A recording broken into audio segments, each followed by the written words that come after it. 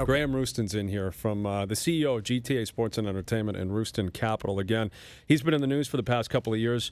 The Markham idea, building a rink up in Markham, he was behind that. The intention to bring a second team to Toronto, and sounds like he's back in the news now because expansion could be open for business in the NHL, and our understanding is Graham is intending on bidding, and he is in studio. How you doing, Graham? Good. Thanks for inviting me. Is that the proper assessment of what your intentions are? I think we can call it a day, and I can leave. That's it. There you go. All right, you're done. Thanks You're for out coming. of here. So take us through this. Like when the NHL comes out over the past couple of weeks and says, we are going to accept bids for expansion. And we know Vegas is probably going to bid. We believe Quebec City will bid. More than likely Seattle. We could have Kansas City, Portland, could be anyone. What's running through your mind representing the city of Toronto?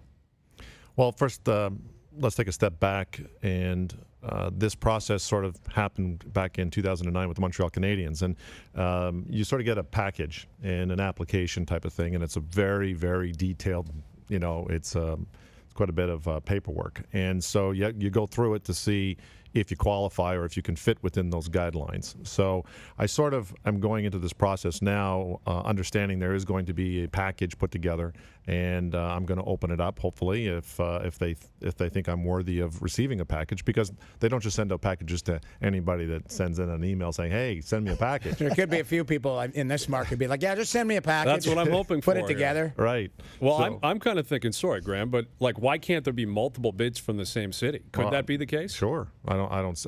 In Montreal, there were multiple bids for the Montreal Canadiens, so you sort of expect that to happen. I would hope that it would. I mean, with all due respect, more people get involved, the more money, the maybe better chance a team actually comes here. Because at this point, I think I speak for a lot of people. I hope it happens. I hope a second team finally comes to Toronto. Take us through the process. Like, I guess if you've gone through it before, what you're expecting from that. Like, do you put out a ticket drive? I mean, we talked about it at length, and for this market, do you just believe that it'll be a slam dunk as far as once you've done your due diligence, but you believe that a second team in this market would be a slam dunk as far as success? Well, if you go back a number of years when I started the whole Yes. process in Markham, and I went out of my way to say that there is no process for an NHL franchise, there is no wink or nod for an NHL franchise, and the media kept beating me up, saying, come on, you're doing it for an NHL franchise. Even when I was saying there was no NHL franchise whatsoever, Right. I was flooded with people that want to get on a magical list. Yes. And not just for season tickets, but for corporate and suites. I have an inventory of 120 suites in that building, and I'm oversubscribed on my suites without even launching a program. So this market is unusual and unlike any other market in North America, or actually the world, when it comes to hockey. You open up an arena with 120 or 130 new suites, and you open up 10,000 seats in a market where there's 8 million people. 100,000 people move to the GTA every year. 100,000 people move here. They're on the 401 every day. It took me an hour to get from downtown here on the Don Valley. So, there is absolutely no question whatsoever that the building will be full, the suites would be full, and so on and so forth. That was never an issue at all. The question is, where is the arena going to be and when is it going to open? So how does, going through the process of trying to acquire the Montreal Canadiens, that's an in-depth, involved process.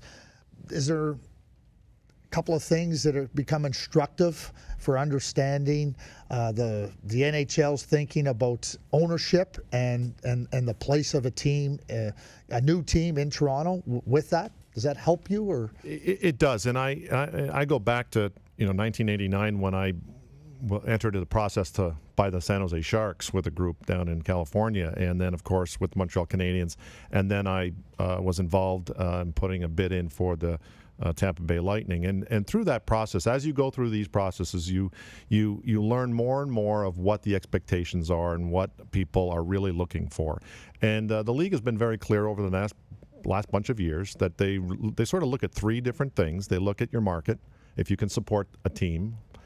Second is they look at an ownership group. Is it a group that's acceptable to the other owners? And of course, the third is the arena. But going through these processes, I've learned about the importance of respect. The respect that you show the other owners, the league, and how you conduct yourself is always valued. After the Montreal Canadiens process, I, of course, as many of you know, I attended many of the events that we've seen each other at as the chairman of Bauer.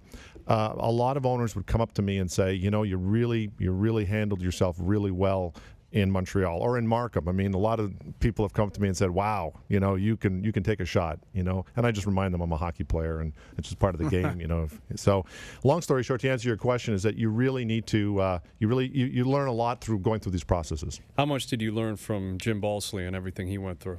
Yeah, I learned a lot. Again, you know, I'd known Jim. I played with him at the Air Canada Centre in the Festival Cup, and we became friends. And it's almost like you really have to look at every situation and learn from it. With Graham Roustan, the CEO of GTA Sports and Entertainment, and Roustan Capital, again announcing his intention to place a bid to bring an expansion team up here to Toronto. You mentioned the buildings. You mentioned Markham. That's a big conversation for us, where you guys would play if you brought a team here. What's the latest with the idea of building a new rink? Well, the latest is that there's really 3 locations that I've walked, and there are all 3 locations are next to public transportation and a major freeway. I mean, that's the bottom line. You know, you need to have major public transportation hub, and you need to have a highway beside it.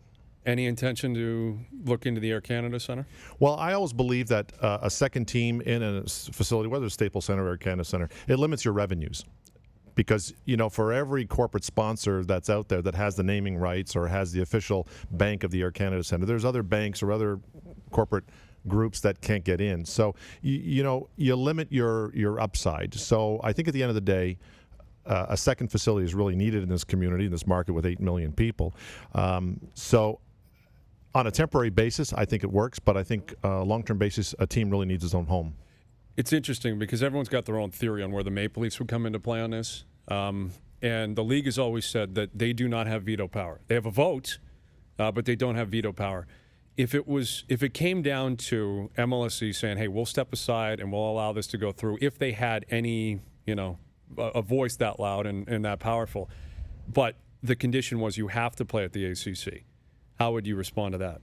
Well, I wouldn't say one way or another what I would say or wouldn't say. I would take all my direction from Gary Bettman and the league. They're going to do what's best for the game, and I've always believed that every decision they make is what's in the best interest of the game. You talk about, you know, a second building. You know, this marketplace. You just talked about the, you know, luxury boxes, and you're not having a problem selling it out. Why not make a bigger building? Like 20,000 plus seats. We talked about it at length on this show. I mean, if you believe you could do 22,000 a night, why not build it? So what I did is I went out and hired the same architect that did the Air Canada Centre and the same contractor that built the Air Canada Centre, and I said to them, I want the biggest arena in Ontario. So our facility has over 20,000 seats for hockey. Actually, it's about 21,000 seats for hockey. We have more suites than the Air Canada Centre. We are bigger by square footage. We're double the size in our concourses. So to answer your question is that we are bigger by at least 100 different metric points. So when does it get built? Well, right now, I think the target would be for the 2017-2018 season. That's pretty much the target. You really don't want to open the building before. You sort of want to open it when you have a franchise. If in a perfect world, that's what you want to do. But as you said earlier, without the assurance of having one, you were still planning on building that rink. So yes. has that changed? Now it's simply you're only building one if you get a team. No, the facility, we hired Global Spectrum to come in and do an analysis of whether the building works. And they said absolutely it works without an NHL franchise. So they came out and wrote in a paper, and they actually guaranteed the revenues on the facility. So the facility is going to get built one way or the other. It just makes a lot more sense to do it with an application for an NHL franchise. You talked about Gary Bettman and the owners doing what's best for the National Hockey League, and you've been in, you know, Montreal Canadiens, Tampa Bay Lightning, you know, a number of these. So what makes the NHL so attractive to your group and wanting to be part of the NHL and their expansion? Well, it goes back to, you know, I grew up in Montreal. My father is a lawyer, and he did some work for Gump Worsley back in the day, and I've been surrounded by hockey players. Doug Harvey lived two houses away from ours, and so I've been around hockey since I was a kid. by the age of 12, I knew I wasn't going to play in the NHL, but I've loved the game immensely and been involved with it, from way back when. So it's really in my blood. Everything I do is hockey. Every company I chase after has something to do with hockey, and it's just in my blood. How do you feel about the economics? It depends. Depends what economics you're talking about. The economics of the league, salary cap, revenue sharing. I think the league has never been in a better position than it is today financially. I think that the league, Mr. Bettman, Mr. Daly, and their entire team, John Collins and everybody, they've done an incredible job from a business point of view. I'm a financial guy, I'm a business guy, I'm a Wall Street guy, and if you just tear it down and look at it from a business point of view, this has been on an incredible financial path, and they've made all the right moves. Graham Rouston in studio.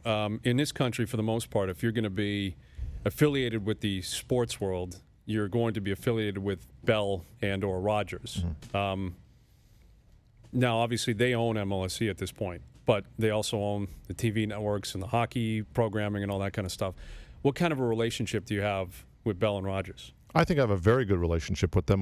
They all know me and I know them. We've all bumped into each other and we've all talked to each other. And I don't think that anybody in the executive offices right now at either of the companies are surprised at anything that's going on. I communicate in advance what I'm doing. I learned through the processes. You never surprise anybody. You give everybody who's in the business a little heads up as to what you're doing and what you're about to do. So I communicate what I'm doing. I communicate what my passion is, and so they know, everyone knows what I'm doing.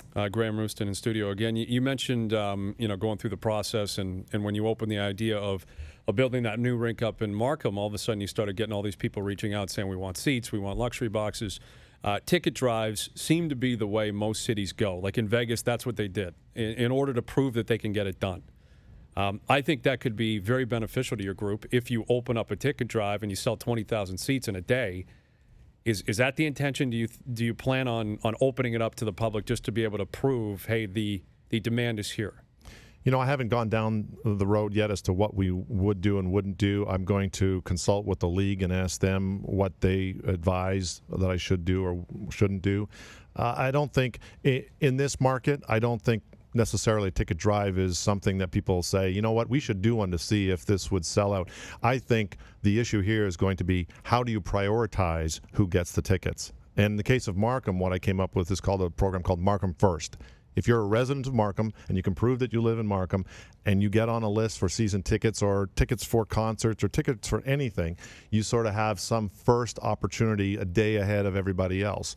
I think the problem's not going to be that you're not going to sell out 10,000 or 12,000 season tickets. It's that, how are you going to prioritize it? So unlike Bill Foley in Las Vegas, who's trying to gauge interest, we know the interest is here.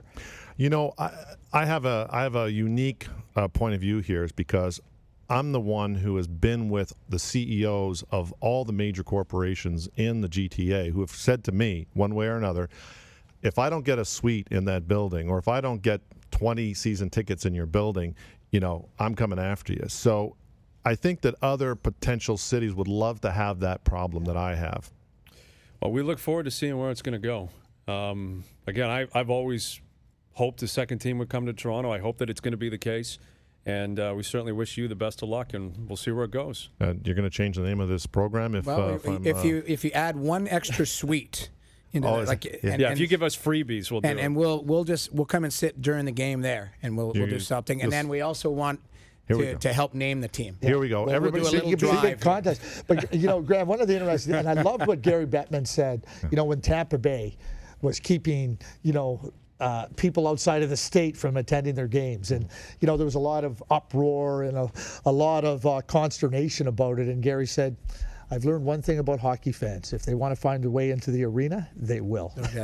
Exactly. And the support is already there. It's just a question of getting it done. Yeah. Well, best of luck, Graham. Keep us in the loop, and I'm sure we'll get you in studio again at some point this summer. Anytime you need me, you all have my number. Yep. You know where to get hold of me. He fights for a second team almost daily. We argue about it on the show daily, so he's on your side. Yep. I'm on your side, too. I'd like to see it. I think it'd be great for the city, and I've always said I believe that it would be supported, and I believe they'd make money. Well, I grew up in Montreal when the Nordiques were playing, and the rivalry was there. I lived in L.A. for a number of years, and the Ducks and the Kings, and the rivalries are there. And I think that in this market here, not only can it support it, but I think that it would just drive everybody. It'd be sort of like lift all boats, because I think the Leafs would and our team would have a nice, healthy competition, so to speak. I don't think there's any doubt about And that. we're looking, and with revenues being a little bit flat, or appearing to be a little bit flat with the Canadian dollar. I mean, this is just another way to, again, raise all boats. Make some more money, Yep, pump some that's more money into exactly, the yep. system.